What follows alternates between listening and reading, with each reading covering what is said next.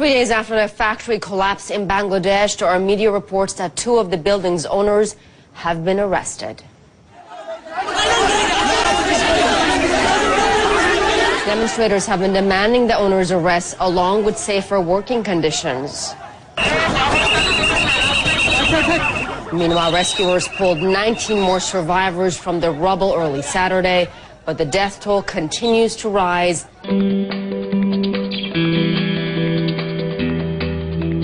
Owner and managing director of the largest of the 5 factories in the complex both turned themselves in to the Garment Industry Association overnight. They were then handed over to the police and will face criminal charges of negligence. The building's owner is still on the run. Prior to the collapse, a video was taken revealing cracks in the walls of the building. According to officials, workers were ordered into the Rana Plaza, despite issuing warnings that the complex was structurally unsafe.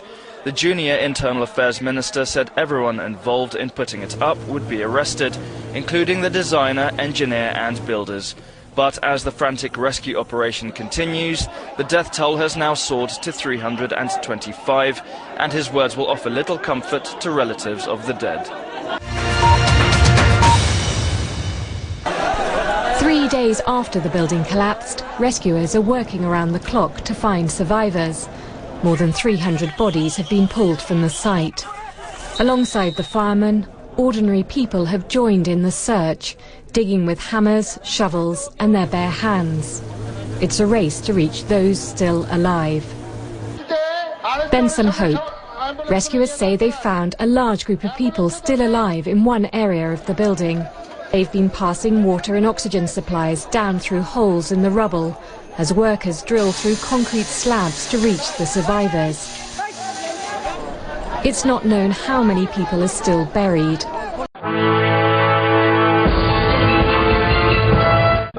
Just below the place where we're standing, there's someone named Altaf who was trapped on the 2nd floor. It's terrible. Altaf was caught between a column and a beam that was holding the weight of the whole building. We weren't able to save him. He was in a critical condition. By 3 in the afternoon, he had died.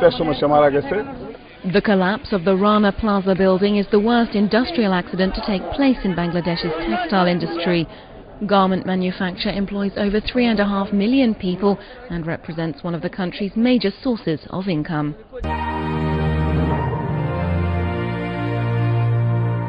Central London, Friday afternoon, and there are bargains to be had.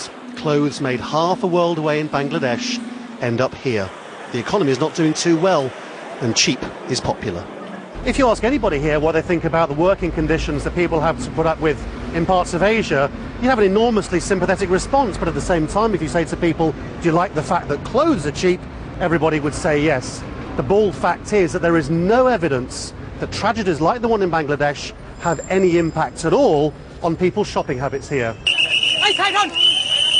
All of which is a source of deep anger for campaigners who claim that the pressure on working conditions, pay and health and safety at factories in places like Bangladesh all comes from Western retailers, which insist on maintaining profit margins even if the factory walls are cracking.